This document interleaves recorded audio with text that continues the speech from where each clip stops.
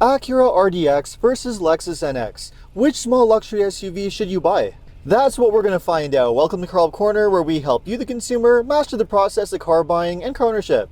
If you want a small luxury SUV that's not going to break the bank, something that's going to be reliable and have a low cost of ownership, the Acura RDX and the Lexus NX are two of your best options. Compared to a lot of other similar SUVs from brands like BMW and Mercedes, the advantage that you get with the NX or the RDX is a better reputation for reliability, a more reasonable purchase price, and also better resale value over the long term. For someone looking for a lot of value, both of these SUVs have a lot to offer. But before we get into which one is the better buy, remember, if you enjoy and get value out of this video, make sure to subscribe and turn on notifications. So we're going to start off with this review behind the wheel of the Acura RDX.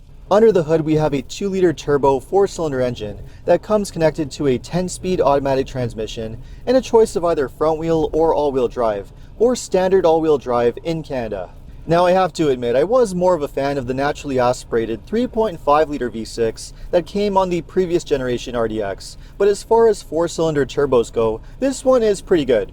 It produces 272 horsepower, which is enough to give you an acceleration time to highway speed in around 6.5 seconds. You also get respectable fuel economy given how much power you have, roughly between 21 to 28 miles per gallon, or 9 to 11 liters per 100 kilometers. And what I also really like is that you can get away with using regular gas. It doesn't require the use of premium gas like a lot of other luxury SUVs.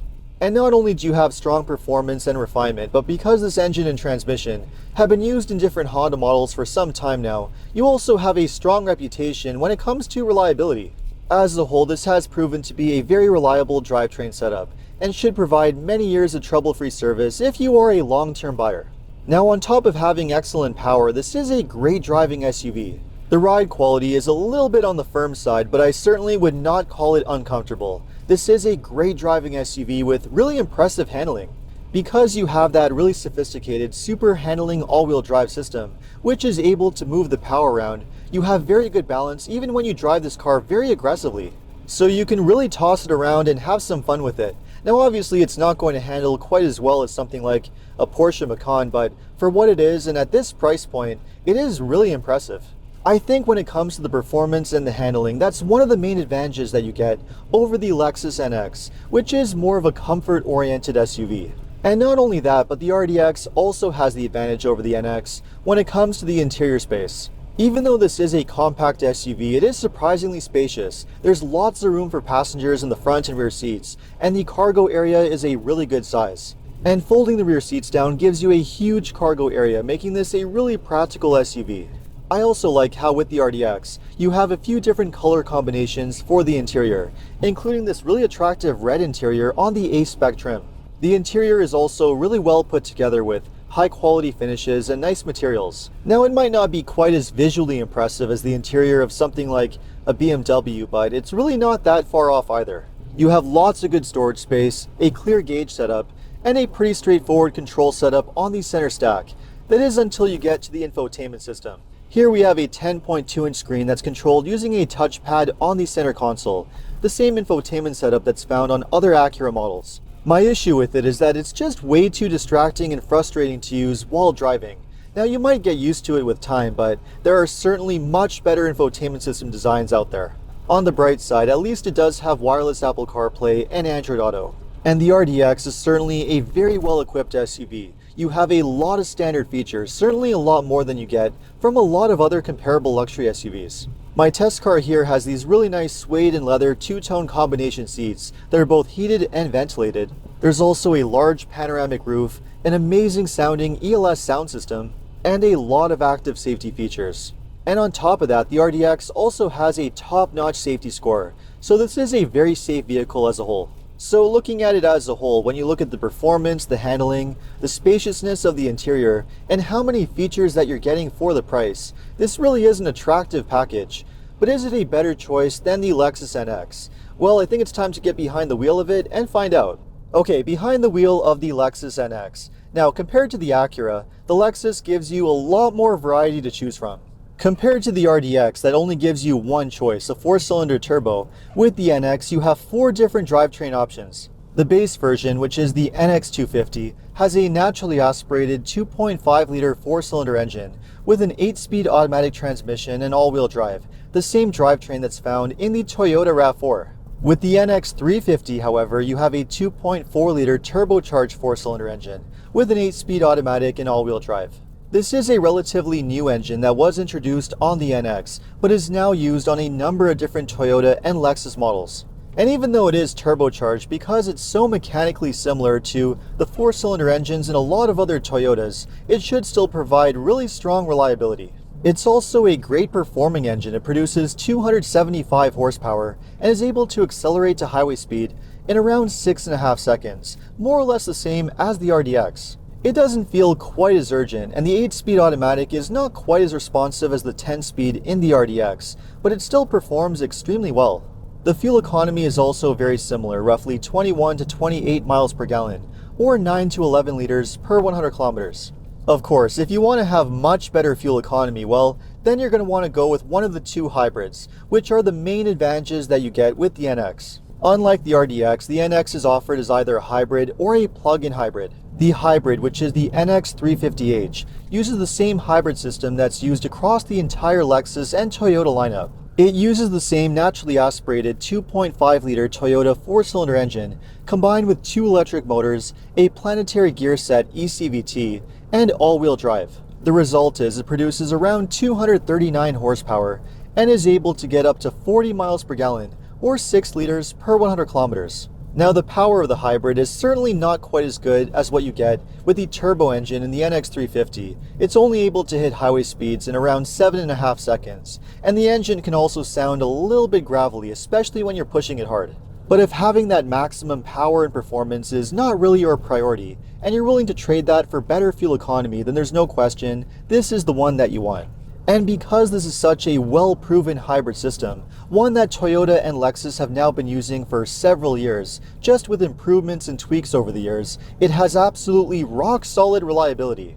Lexus and Toyota are not only known for making some of the most fuel-efficient hybrids, but also some of the most durable and long-lasting ones, which is of course a major bonus.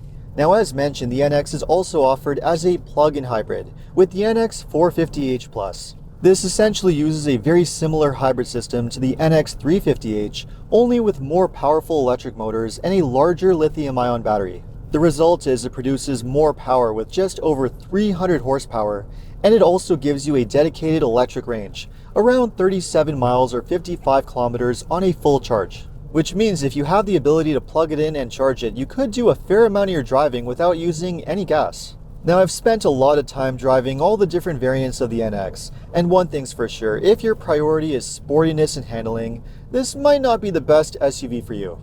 Now, it is perfectly fine in that area, but you can definitely feel that when you push it a little bit hard, it doesn't have the same handling and balance that you get with the RDX. This is really more of a comfort-oriented SUV, which is perfectly fine. If you're just looking for something to drive from A to B in a more laid-back manner, this is going to do the job perfectly well. That being said, I'm not too crazy about the fact that the NX does use run-flat tires. The issue with run-flats is that as they age, they are a little bit harsher and noisier than normal tires. They're a lot more expensive to replace, and they don't last as long.